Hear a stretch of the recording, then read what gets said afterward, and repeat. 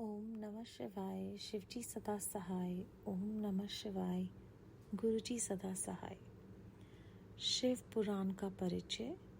सूत जी कहते हैं, साधु महात्माओं, आपने बहुत अच्छी बात पूछी है। आपका ये प्रश्न तीनों लोगों का हित करने वाला है। मैं गुरुदेव व्यास का स्मरण करके आप लोगों के स्नेहवश इस विषय का वर्णन करूंगा। आप आदर पूर्वक सुने।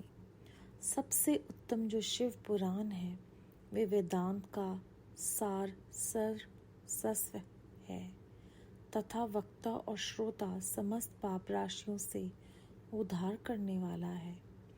इतना ही नहीं, वह परलोक में परमार्थ वस्तु को देने वाला है। कल की कल्मश राशि का विनाश करने वाला है। उसमें भगवान शिव के उत्तम यश का वर्णन है। ब्राह्मणों, धर्म, अर्थ, काम और मोक्ष, इन चारों पुरुषार्थों को देने वाला वह पुराण सदा ही अपने प्रभाव की दृष्टि से वृद्धि या विस्तार को प्राप्त हो रहा है। विप्रवो, उस सर्वोत्तम शिव पुराण के अध्ययन मात्र से वे कलयुग के पाप सक्त जीव श्रेष्ठतम गति को प्राप्त हो जाएंगे। कलयुग के महान उत्पात कब तभी तक जगत में निर्भय होकर विचरेंगे जब तक यहाँ शिव पुराण का उदय नहीं होगा। इसे वेद के तुल्य माना गया है। इस वेद कल्प पुराण का सबसे पहले भगवान शिव ने ही प्रणयन किया था। विद्वेश्वर संहिता, रुद्र संहिता, विनायक संहिता, उमा संहिता, मातृ संहिता, एकादश रुद्र संहिता, कैलाश संहिता, शतरुद्र संहिता, कोटि रुद्र संहिता, सहस्त्र कोटि रुद्र संहिता, वायव्य संहिता तथा धर्म संहिता, इस प्रकार इस पुराण के 12 वेद या खंड हैं। ये 12 संहिताएं अत्यंत पुण्यमयी मानी गई हैं। ब्राह्मणों, अब मैं उनके श्लोकों की संख्या बता रहा हूँ। आप लोग वह सब आदर पूर्वक सुने। विद्वेश्वर संहिता में 10,000 श्लोक हैं। रुद्र संहिता, विनायक संहिता, उमा संहिता और मातृ संहिता, इसमें से प्रत्येक में 8-8 हजार श्लोक हैं। ब्राह्मणों, एकादश रुद्र संहिता में 13,000, कैलाश संहिता में 6,000, शतरुद्र संहिता में 3,000, कोटि रुद्र संहिता में 9,000, सहस्त्र कोटि रुद्र संहिता में 11,000, वायव्य संहिता में 4,000 तथा धर्म संहिता में 12,000 श्लोक हैं। इस प्रकार मूल शिव पुराण की श्लोक संख्या 1,00,000 है, परंतु व्यास जी ने उसे 24,000 श्लोक में संक्षिप्त कर दिया है। पुराणों की क्रम संख्या के विचार से इस शिव पुराण का स्थान चौथा है। इसमें 7 संहिताएं हैं। पूर्व काल में भगवान शिव ने श्लोक संख्या की दृष्टि से 100 करोड़ श्लोकों का एक ही पुराण ग्रंथ ग्रंथित किया था। सृष्टि में के आदि में निर्मित हुआ वह पुराण साहित्य अत्यंत विस्तृत था।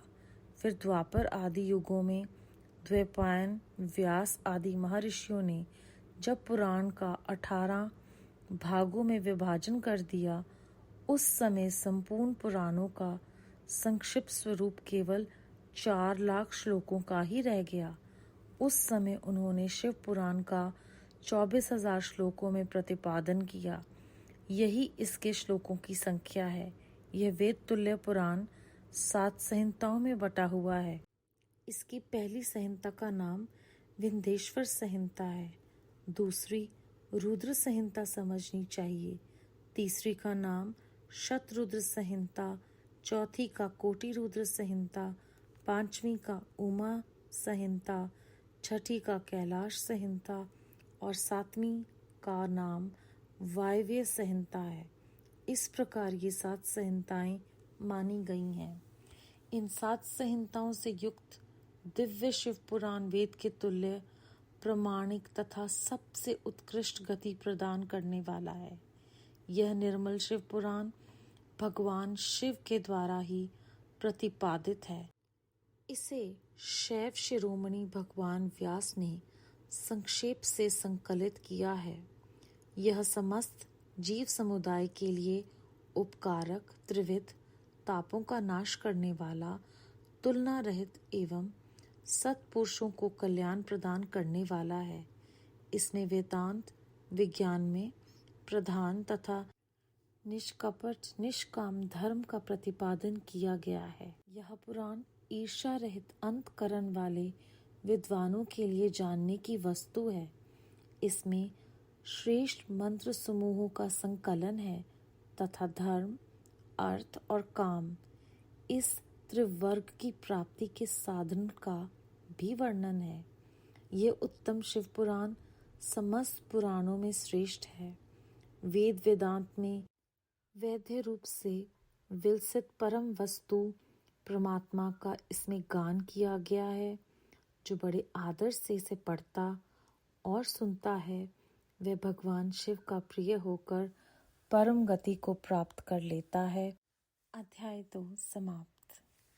इस संहिता में हमने जाना संगत जी कि श्री शिव पुराण ही वेद वेदांत का सार तत्व है और ये सब तरह के पाप राशियों का उद्धार करने वाला है।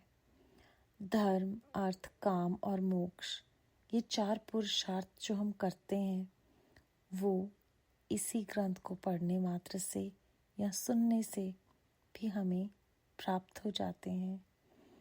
और कहा गया है इसी अध्याय में, जब तक यहाँ शिव पुराण का उदय नहीं होगा तब तक कलयुग में उत्पात मचता रहेगा। गुरु साहब ने हमें प्रेरणा दी है और कहा है कि हमें इस ग्रंथ का पठन या श्रवण करना चाहिए। तो हम बहुत भाग्यशाली हैं कि उन्होंने हमें ये अवसर प्रदान किया कि हम अपने अंतकरण को शुद्ध करने के लिए ईर्ष्या से रहित माया के सभी पाशों को दूर कर पाएं इस ग्रंथ का श्रवण करके। और गुरु की कृपा जब तक नहीं होती तब तक कुछ भी संभव नहीं। तो ये सुनना, बोलना सब कुछ उन्हीं की कृपा से है। बेअंत बेअंत शुक्राना गुरु जी महाराज, बेअंत शुक्राना। ओम नमः शिवाय। शिव जी सदा सहाय। ओम नमः शिवाय। गुरु जी सदा सहाय।